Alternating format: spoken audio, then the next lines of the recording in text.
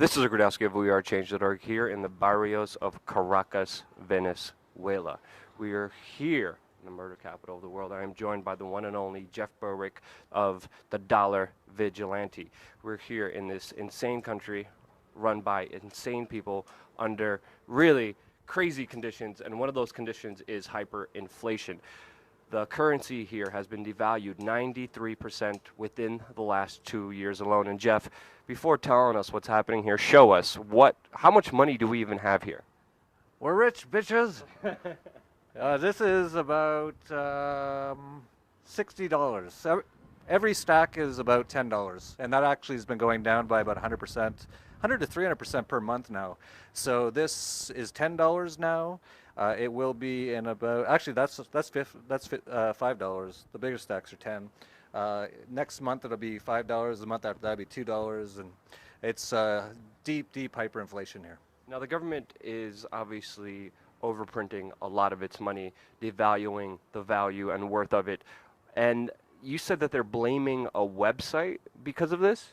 Yeah, it's pretty hilarious. All hyperinflations are caused by central banks printing too much money, but all central banks always say it was never them, it was some other reason. If you look back through hyperinflation with the Weimar Republic, for example, it was the bankers and the economists, even when they'd printed 1,000,000 times the money supply in a couple years, said it was because there just wasn't enough money in the economy still, they had to do it, or the economy was causing problems, the money wasn't moving around fast enough.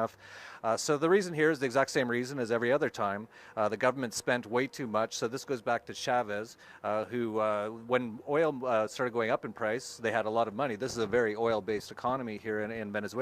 Then they nationalized it, and then they spent a ton of it and stole a lot of it. Chavez's daughter, I believe, is worth $20 billion now. I don't know where she made that money other than it was all stolen. So they spent most of the money, and then now the oil prices started to go down. So now in order to keep spending a lot of the money, and a lot of these go to really building little shacks like we are here, like they help build poor people some really crappy shacks. That's where it goes to, and then they don't have any money to pay for it, so they keep printing and printing, and now it's gone into printing so much that the value, we are at the restaurant and they change the prices on the menu every week. Yeah, I mean, we're just seeing huge, insane lines for basic necessities because the government has set price controls on things like toilet paper, so poor people could afford them, but the companies can't actually import them, can't actually produce them for the cost because they inflated the currency so much. And the black market, of course, is thriving, and you could just meet anyone here in Venezuela, give them a couple dollars, and they give you pretty much all of this, and you have to walk around with just shopping bags full of money to buy just basic necessities, which is just utterly insane. And obviously crime is also a huge issue here in Venezuela, but most importantly I want to talk to you about what's happening in the United States, because you just showed me a sneak peek of your video. It's really well done, just an amazing video. The link to it is going to be in the description below, but you talk about a lot of the things that are happening in the United States. There's a movie that just came out called The Big Short, which was a really fascinating, amazing movie, and it pretty much highlights how after the 2008 financial crisis, how the problem was never solved. The bubble just got bigger, and it's going to pop once again.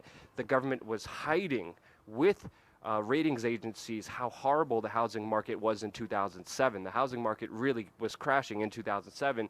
They were artificially holding it and lying to the people, and then in 2008 it finally just blew up in everyone's faces. They paved over it with more debt, with more lies, with more just insane government policies. So what do you think is going to happen in the United States with this huge bubble that we're all facing? Well, I've been saying since 2010, when I started the Dollar Vigilante, that sometime between 2015 and 2020, we'll see a complete and total collapse of the U.S. dollar and all fiat currencies. And we hit 2015 last year, and I put out a video actually in the summer of last year while we were actually in Austria at Bilderberg conference. I was finishing that one, so it's good timing. We're now in Venezuela. I'm finishing up this one. It should be out today, probably be up by the time this is up. Talking about how I expected, due to some timing that I've discovered about the financial elites, how they would begin the collapse in September of last year. And we actually saw in late August of last year markets start to collapse all over the world. And so that was the beginning. And then I just started to discover more and more about their timing. And this is actually a jubilee year. It happens once every 50 years, actually 49 years. And the elites have already been talking about it.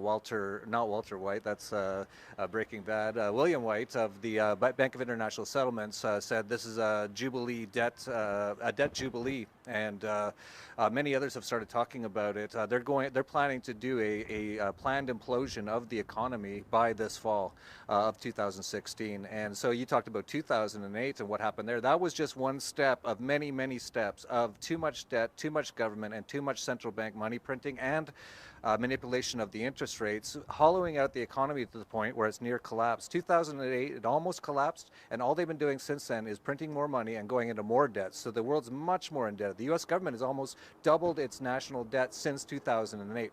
That should be a wake-up call. So it's now at $19 trillion. So if they allowed interest rates to rise, that's why we're headed towards 0% and negative interest rates, because if they allowed it to rise to its natural level and it reached around 10%, for example, at $19 trillion, that'd be almost $2 trillion per year in interest payments alone, which is the entire tax extortion base of the U.S. government. Yeah. Thank you so much for your information, Jeff. I really definitely appreciate it. Here in Venezuela, we're seeing the effects of just insane government policy and banking policy come to fruition.